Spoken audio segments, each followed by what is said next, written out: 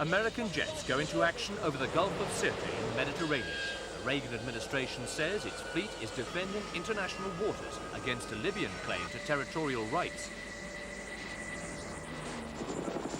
In the heart of Central America, US pilots ferry Honduran troops to the border after American reports of a Nicaraguan invasion, two potent examples of America's military muscle and a newfound readiness to use it abroad.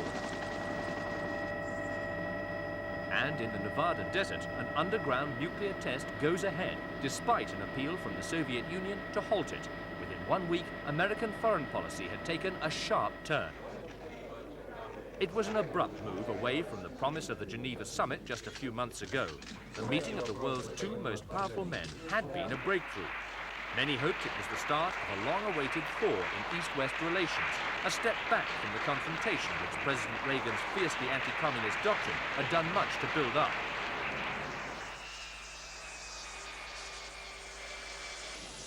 Reagan came to office wanting to make America great again. That meant restoring a sense of national pride and military strength after the failure of Vietnam. The Reagan doctrine relied on a simple solution. It revived the old idea that communism was a menace and had to be contained wherever it was.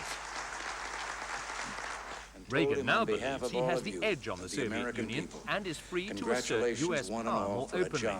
Nowhere is that better demonstrated than in Nicaragua. The communists in Nicaragua are not seeking dialogue and persuasion or pluralism. They want total power in their hands, and they have no respect for the borders of their neighbors.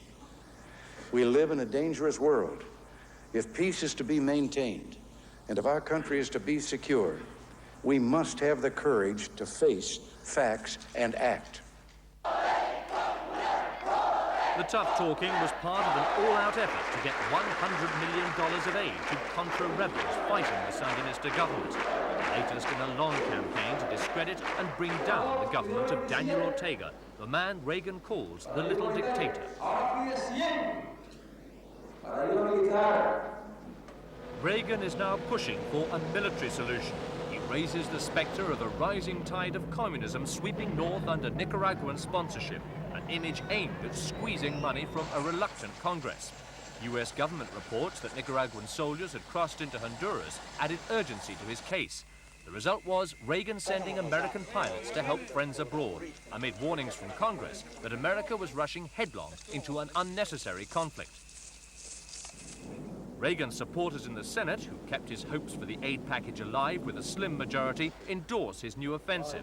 Reagan's opponents criticize what they call a macho mentality in foreign policy. Senator Kennedy expresses the concern. This administration is playing Rambo in Nicaragua, and the American people want it to halt. Trying to put the Contras in power in Nicaragua is like reimposing Marcos on the Philippines. And the Americans do not want to see expanded war with all of that means in terms of further involvement of American military personnel and eventual heavy American involvement.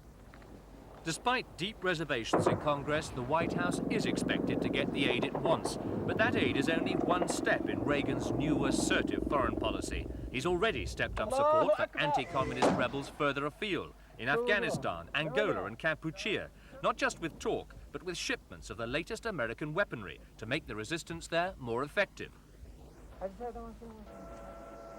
Reagan's new forcefulness has been most dramatic in the decision to get tough with Libya. The clash between the US 6th Fleet and President Gaddafi's forces came after America crossed Gaddafi's self-styled boundary, the line of death. Neither recognized each other's claim to the Gulf, and both had promised military reprisals if provoked. But behind the arguments, many saw America's action as a need to get even with a hostile leader who'd continuously taunted America in ways it couldn't answer.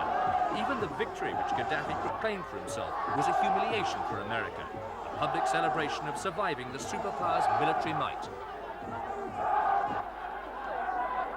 For the Americans, the display of force was seen as the only possible response to acts of terrorism against American citizens, punishing the man who's openly backed the use of such terrorism. But the Americans also knew that their strike against Gaddafi could trigger new attacks of the kind it wants to stop.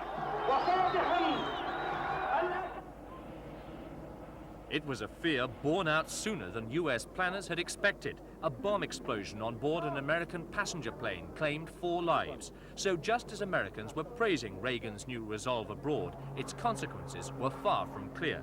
In Nicaragua, American soldiers were getting closer to fighting, while in the Middle East, retaliation had come swift and hard.